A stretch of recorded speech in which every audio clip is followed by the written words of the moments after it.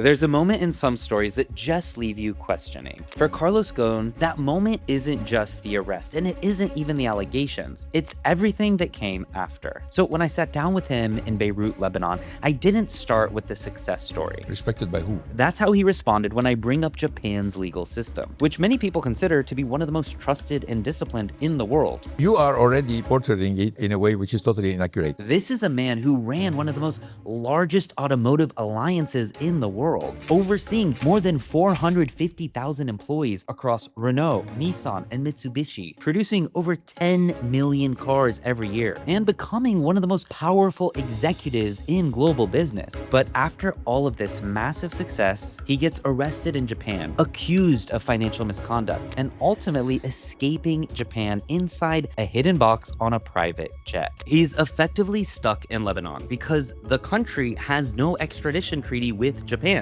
So as long as he's in Lebanon, he can't face trial. Netflix and Apple have done shows about this man's insane escape. Carlos Ghosn, the former automotive executive once hailed as a turnaround genius for Nissan and Renault, has fled Japan, where he was awaiting trial on financial misconduct charges. Was once in the driver's seat of two of the world's most iconic automakers. Now, depending on who you ask, he's either one of the greatest turnaround CEOs of all time, or the central figure in one of the most controversial corporate scandals in history. This isn't just a story about what happened. It's about which version of what happened you believe. So let's rewind. Because long after the escape, before the arrest, before the headlines, Carlos Ghosn was brought in to save a company that was collapsing. It was 1999 and Nissan was on the brink. The company was carrying around $20 billion in debt, losing money year after year, and struggling with a deeply rooted internal culture where difficult decisions were usually avoided, not confronted. At the time, Nissan had over 140,000 employees around the world. Scale wasn't the problem here, execution was. See, closing factories was considered unthinkable in Japan. It's just not something you would do. Cutting jobs, it was culturally unacceptable. But without those moves, the company had no realistic path forward. So that's when Renault steps in and sends this man, Carlos Ghosn, a foreign executive stepping into Japan with a mandate to fix what no one else had been able to fix. When I ask him about this moment coming in to essentially save this company by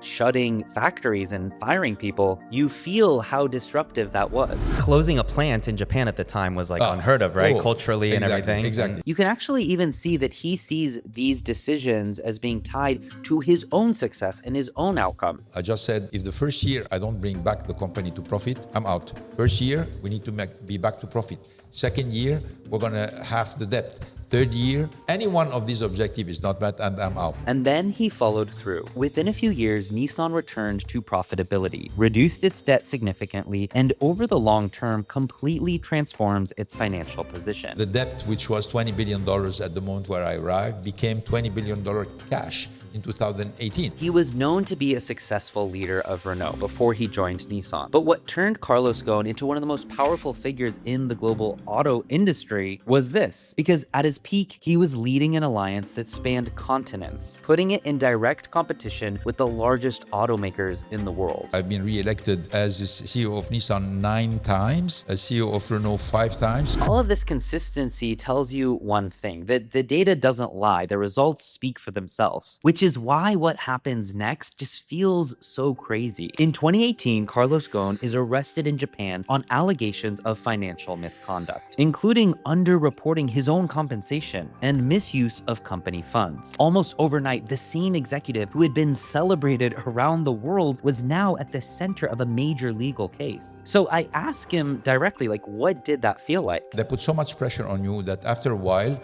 you will confess anything they want just to get out. You have to confess. You have to confess. That's it. He describes a system built around pressure, where long detentions, repeated questioning, and isolation can just push people toward making confessions. And he made it pretty clear he doesn't think that he is unique to this case. He says this is just what happens in Japan's legal system. They just push you to make a confession that isn't actually true. I'm thinking about the tens of thousands of people, Japanese people, who go through this system every year.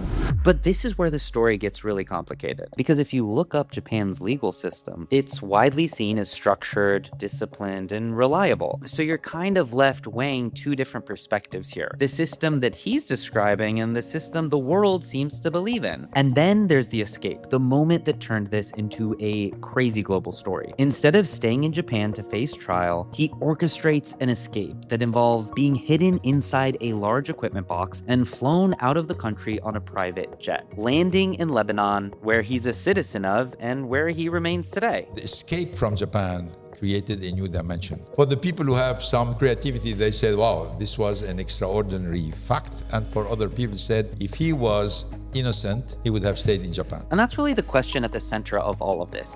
If you're innocent, why leave? Frankly, I don't wish to anybody to any day having to experiment the system. Then he reframes the entire situation. What happened is a preparation of a plot of character assassination. According to him, this wasn't just about legal accusations. It was about power, control, and tensions inside a global alliance that spanned multiple countries with competing interests. Millions of us use AI just as a chatbot, getting tips, advice, and information from it. But the next phase of AI is going to be getting your AI assistant to actually do work for you. And today's sponsor, Zapier, just made this simple by bridging the gap. Many of us are stuck in a loop, copying and pasting data between tabs, which is where the real friction is. The shift happening right now is moving away from talking to Claude and toward something called OpenClaw. It's basically setting your AI loose so it can interact with the software you use every day. Zapier has connected over 8,000 different apps directly to your AI agents. You just plug in the URL and suddenly your AI can execute tasks across your entire workflow without writing any code. It's time to stop acting like a middleman for your own tools. Check out this link below to see what it finally feels like to have an assistant that has hands of its own. Thanks again to Zapier, and now back to the video.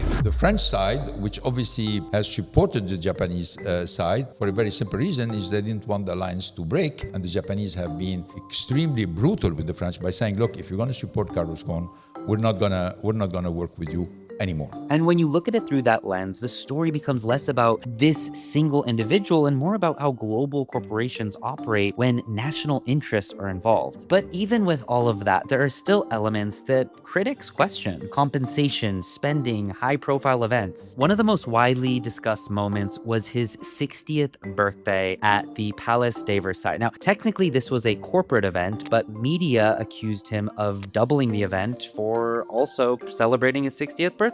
The event in Versailles was a corporate event. There was no birthday cake. So it was all twisted. And once again, you're left navigating between two versions of the same story. Then the conversation shifts, because while all of this was happening, something else was quietly reshaping the entire industry: China. There was no doubt that Chinese were going to play an important role. You know that today they are at 27 million. China's auto market grew from 3 million vehicles per year in the early 2000s to about 27 million today, making it the largest auto market in the world. There were more roads than cars. I was shocked. First, there was the infrastructure, then the scale, and now companies like BYD are leading the electric vehicle market around the world. BYD became the largest producer and seller of electric cars in the world, passing Tesla. At price points that fundamentally changed the market. I mean, in some cases, you can get an EV for less than $10,000. Compare that to an average car of $50,000 in the US. So I ask him about where he stands today. I mean, can Western companies still compete with Chinese automakers? Tariffs are temporary protection. You cannot preserve on the long term from competition with tariffs. So even though Carlos Ghosn is no longer running a global alliance, he still thinks like someone who has seen industries rise, fall, and shift. Leadership means you're going to take a very clear position. If you are persistent enough, you can be successful. Toward the end of the conversation with him, things become more personal. Because after everything he's built, after everything he's gone through, I want to understand, like, is there anything that he would have changed about his life story? This was the biggest mistake I've done. So you wish you maybe would have said yes to that. I should have looked at my own interest. which was to go to General Motors. Back in 2008, during the financial crisis, he was asked to lead General Motors. He chose to stay and lead his existing companies instead, but that's a decision that he now regrets. And then I asked him one final question. If you could go anywhere in the world tomorrow, where would you go? Brazil. I have my mother there. I didn't see her for a while. Beyond the power, the scale, the controversy, what you're left with is someone who is still trying to shape how this story will be understood, while also living with the consequences of everything that's happened. He cannot travel. And after sitting with him, one thing that became clear about this entire thing is that there is no simple answer. We may not ever know exactly what the truth is here, but it surely is one of the craziest stories about what happens when power, politics, and global business all collide at the highest level. I want to know what you think, so let me know below. And while you're at it, make sure to listen or watch the full interview with him. I'll put the links down below.